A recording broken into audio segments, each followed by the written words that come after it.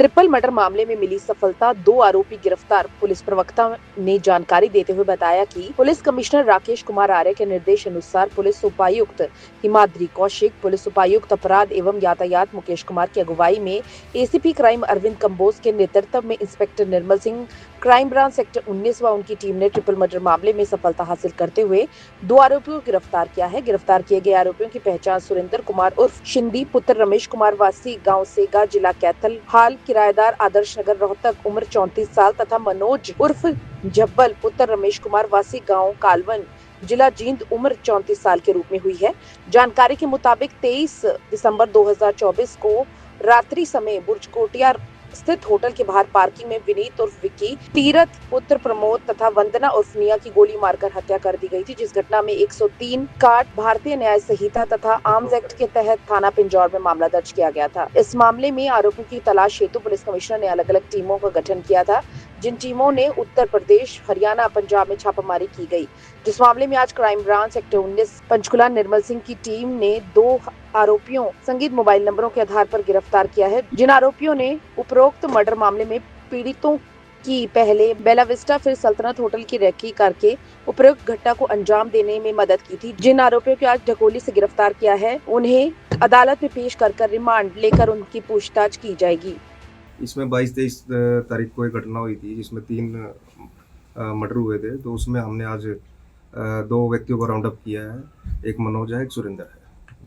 बाकी अभी तफ्तीश कर रहे हैं। हमारी क्राइम ब्रांच की टीम ने इंस्पेक्टर निर्मल के नेतृत्व में इनको काबू किया है। सर कहाँ से गिरफ्तार किया है? सर क्या यही लोग वो थे जिन्होंने फायरिंग की थी? ये रेकी कर रहे थे इस वारदात की, और ये 1-2 महीने से लगातार रेकी कर रहे थे और किसी को इन्फॉर्म कर रहे थे ये जी। तो इनको हमने ढकोली के पास से गिरफ्तार किया है। तो फायरिंग करने वाले भी यही हैं सर? नहीं, फायरिंग के लिए अभी हम इनको पेश करके रिमांड लेंगे और पूछताछ करेंगे। अभी तक तो रेकी तक का इनका रोल आया है। कहाँ के रहने वाले सर ये एक रहने वाला है अपना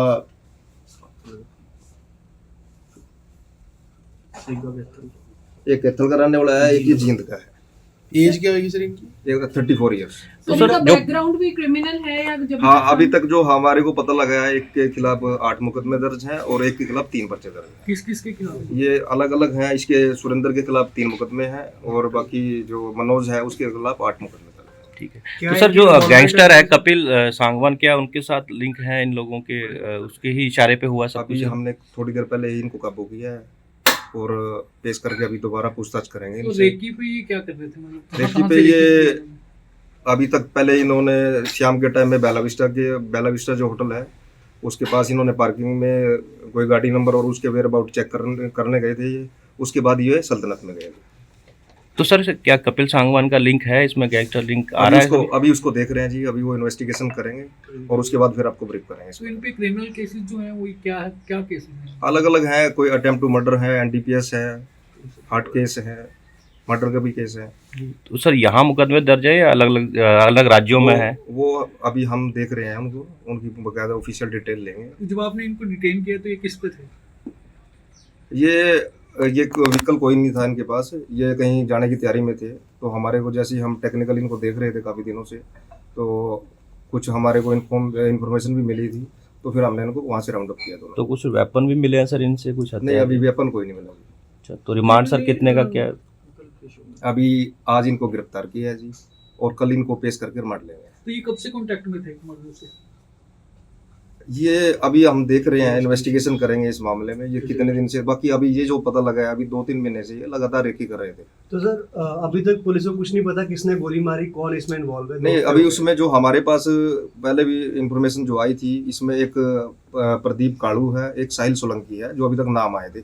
बाकी इन्वेस्टिगेशन कर रहे हैं, किन किन आदमियों की इन्वॉल्वमेंट होगी उनको गिरफ्तार करेंगे। तो रंजिश क्या थी सर? कुछ ये भी पता चल पाया पुलिस को अभी तक? क्यों मारी गोलियां? किसको मारने के लिए आए थे वो लोग?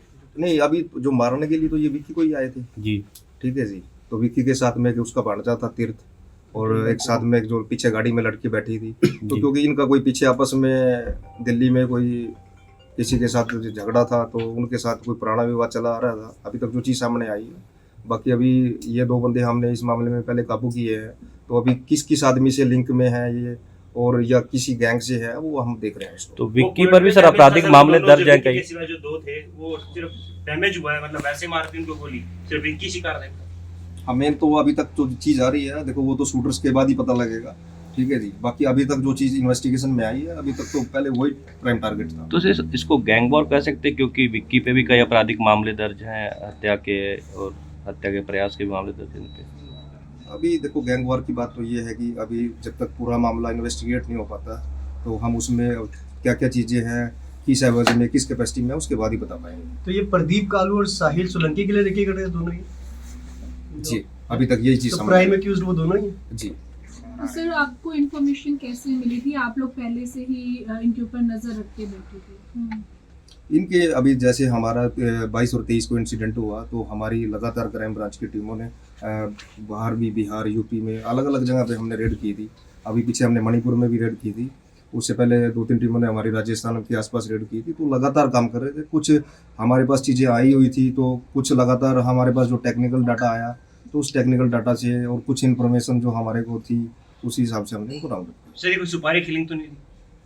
अभी इस बारे में जब तक पूरी इन्वेस्टिगेशन नहीं हो पाएगी तो इस बारे में तो ये दिल्ली से कवर करते आ रहे थे? ये लगातार ये यहीं पे रह रहे थे जी। पहले ये दिल्ली से कर रहे थे कवर और काफ़ी दिन से जो अभी तक चीज़ आई है सामने लोकल में, यहाँ एक लड़का कोई देवी नगर में रह रहा था और एक ये पीर मुचल्ला के पास रह रहा था रहमत होम में। और जी सर ये जो आप लोगों की 8 टीमें बनी हैं ट्रिपल मर्डर केस में और अभी तक जो हत्यारे हैं वो पकड़े नहीं गए हैं, तो सर्च आपका अभी भी चल रहा है, क्या प्रोग्रेस है सर? देखो सर्च के अब जब हमारी टीमें लगातार काम कर रही थी तभी हमने इन 2 जो आदमियों को काबू किया है। बाकी हमारा तो फोकस यही रहता है कि जल्दी से जल्दी जो इस मामले में इन्वॉल्व हैं उनको गिरफ्तार करें। सर अक्सर देखा गया है कि पंचकुला पुलिस बहुत जल्द कार्रवाई करती है, इस केस में 15 दिन का समय लग गया सर। कई बार देखो ऐसा होता है कि कोई हार्डकोर क्रिमिनल है, ठीक है, वो उनके पुराने मामले हैं तो कुछ चीज़ों में थोड़ा सा उनको पकड़ना दूसरे के कंपैरिजन में थोड़ा सा मुश्किल हो जाता है। तो नहीं, आप पहले भी देख रहे हैं, पहले जितनी भी वारदातें हुई हैं हमारी टीमों ने लगातार उन पर अच्छा काम किया और जल्दी ट्रेस किया।